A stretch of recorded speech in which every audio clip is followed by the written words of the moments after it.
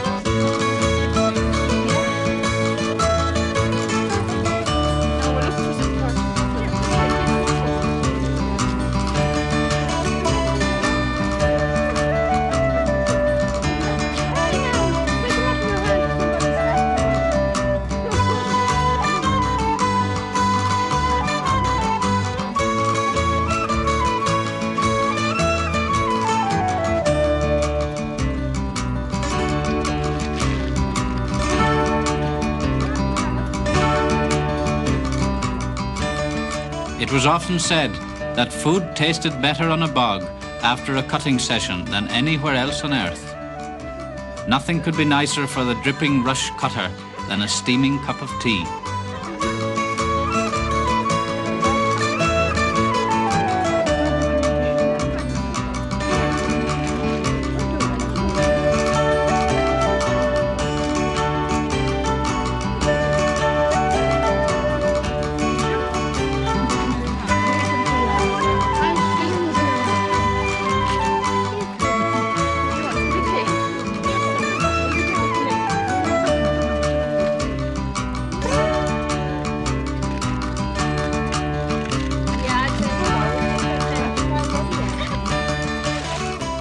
In the past, rushes were used for making a wide variety of objects.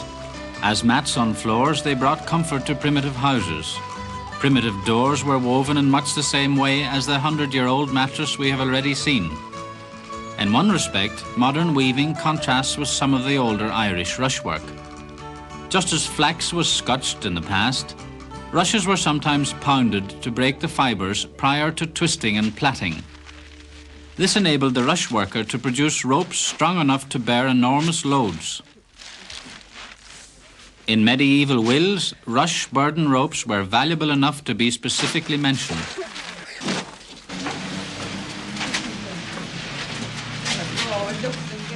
Strokestown, like most country towns in Ireland, has at the rear of its houses extensive sheds with large lofts.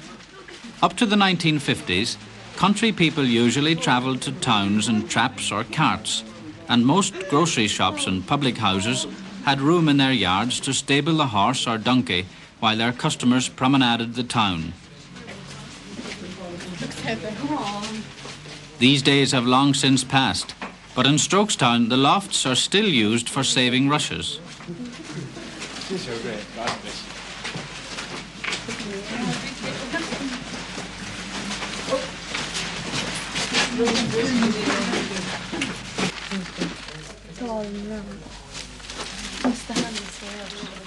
Saving rushes basically involves allowing them to dry out under controlled conditions. In lofts, where there is plenty of air and little light, rushes dry and ripen evenly and remain supple.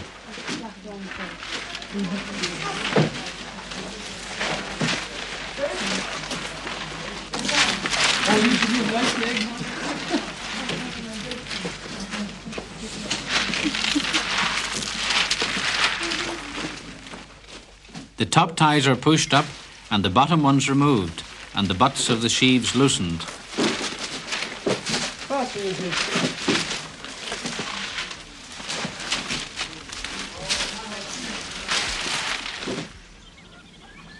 When saved out of doors, rushes become too dry and brittle for weaving if the weather is very warm and sunny.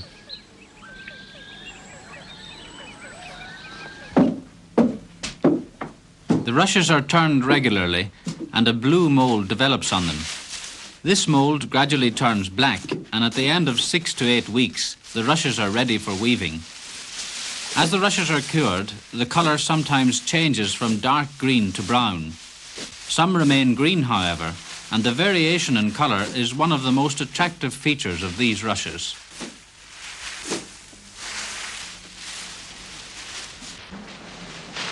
Mrs. Frances Brennan of Curraroe is one of the most highly skilled rush workers in the country. The Brennan family collect their own rushes. With her daughter Lucy, she selects bundles of rushes prior to weaving.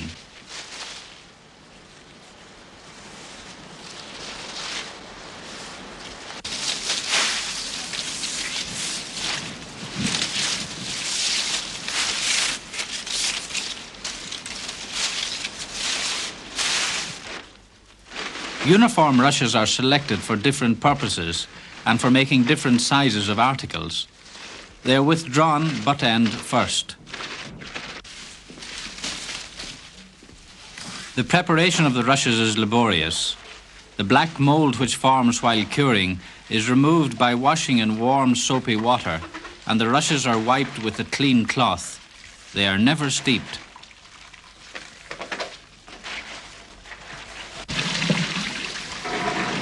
They are then rinsed and allowed to drain.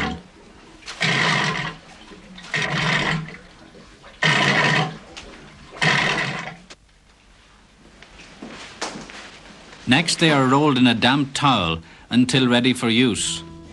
Plastic is wrapped round the towel, and this keeps the rushes damp and supple and consequently easier to weave.